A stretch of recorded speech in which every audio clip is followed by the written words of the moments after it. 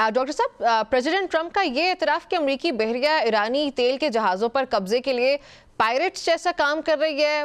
Sir, बैनुल-अक़वामी समंदरी कवानीन UN clause की रूह से कितना बड़ा संगीन जुर्म है ये।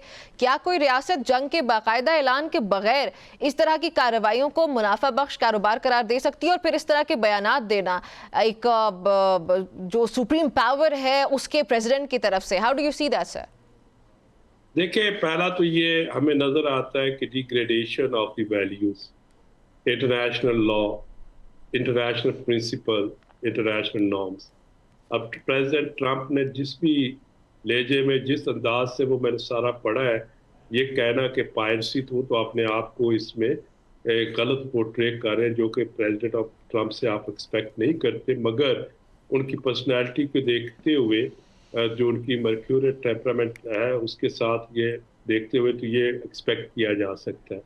मगर ऐसी लॉज के तहत मेरा ख्याल है कि ये गलत है। ब्लॉकेट करके वो उनको रिटर्न कर रहे हैं, मगर उनके कैप्चर करके यूज़ करना, फिर तो अमेरिकन जो नेवी है या अमेरिकन जो सेंट्रल कमांड है जिसके तहत वहाँ डिप्लॉयमेंट है, उसमें और स्माइली पायरेट्स में फिर तो कोई फ़र्क ना रहा।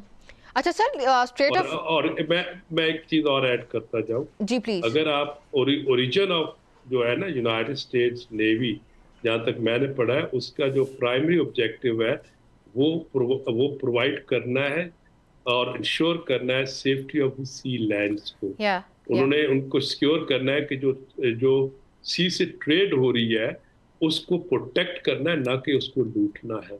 ये तो अपने वो ऑब्जेक्टिव और मोटो के अगेंस्ट जा रहे हैं। बिल्कुल। अच्छा सर, अमरीकी महकमा खजाना ने स्ट्रेट ऑफ हॉर्मुज़ से गुजरने पर ईरान को जो अगर ये कहा गया कि अदायगी करने वाले जहाज़ों पर उनको सख्त या संगीन नतायज का सामना करना पड़ेगा, उन पर पाबंदियां हैं, उनका पाबंदियों का ऐलान किया गया।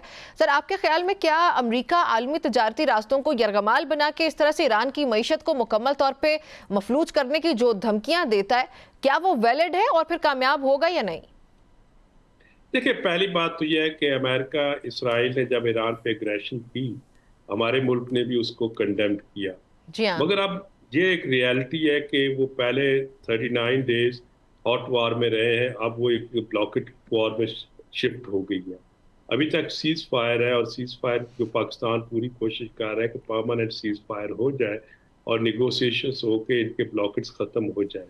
तो जहाँ तक तो है, ब्लॉकेट करना, ईरानियंस को नॉन किनेटिकली पिंच करना या उनकी इकोनॉमी को टारगेट करना, और ख़ास तौर पे तो वॉर में ये तो टैक्टिक्स होते हैं, ये स्ट्रेटजी का हिस्सा होता है। जी इस हाँ। पे तो हम अमेरिकन जो भी नॉन किनेटिक या किनेटिक स्ट्रेटजी अडॉप्ट करते हैं, जब तक वहाँ पे परमानेंट पीस नहीं हो जाता या उनके दरमियान कोई सुलह सफाई नहीं हो जाती, तो ये तो वॉर के अंदर टैक्टिक्स एक्सेप्ट हो जाएंगे। उसको आप जिस तरीके से भी क्वेश्चन करें, कम्बैटेंट नॉन कम्बैटेंट के लॉज अप्लाई करें,